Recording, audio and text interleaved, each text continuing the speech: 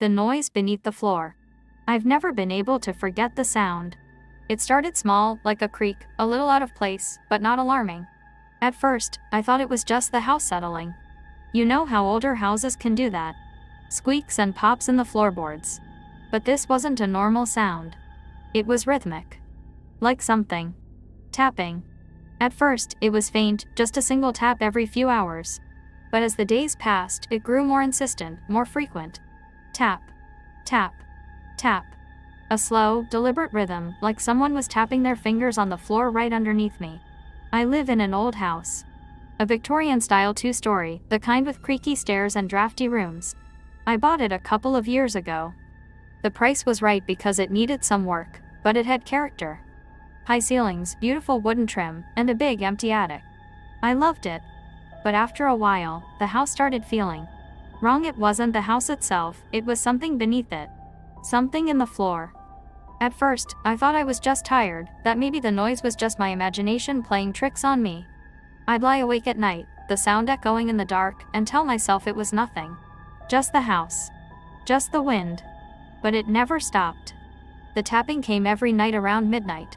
Always in the same spot, right beneath my bedroom floor. My heart would race each time I heard it. I'd hold my breath, listening to the sound. Tap.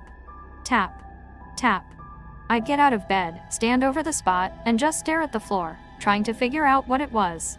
Sometimes, I'd drop to my knees and press my ear to the wood, but the noise would stop the second I moved too close. I'd pull away, heart pounding, and it would start again. Tap. Tap. Tap. One night, I couldn't take it anymore.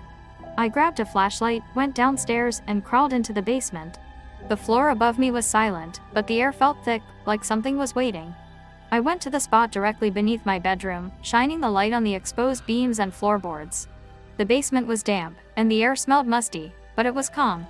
I moved toward the wall and pressed my hand to the wooden boards beneath the floor. That's when I felt it. A vibration. At first, I thought it was just my imagination again, but then it happened again, stronger this time.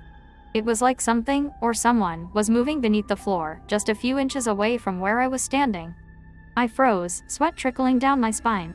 I took a deep breath and, with trembling hands, grabbed a crowbar from the tool shelf. My heart pounded in my chest as I pried at the floorboard above me, desperate to see what was making the noise. My hand shook as I removed the board, the wood creaking and groaning like it had been sealed for decades. And then I saw it. It wasn't a person. It wasn't even a thing I could really describe. It was a hole, a perfectly round hole about the size of a fist, cut into the floorboards. But it wasn't just any hole, it was too perfect, like something had gnawed its way through the wood, leaving only a smooth, polished edge. The hole was empty, like it had been drilled out and left abandoned, but the space around it was soaked in something dark, sticky. I don't know what it was, but I knew I didn't want to know. I slammed the board back in place and bolted upstairs, too terrified to think straight. I didn't sleep that night. The sound, the tapping, it never came again, but I couldn't escape the feeling that something was waiting. Watching. I moved out the next day. The house is still standing, abandoned, for sale? The realtor said they had a few inquiries, but no one's taken it yet. I don't think anyone will. I don't even know if I can go back there to sell my things.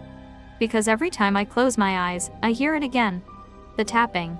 But now it's not just beneath the floor. It's coming from inside the walls. Please like and follow.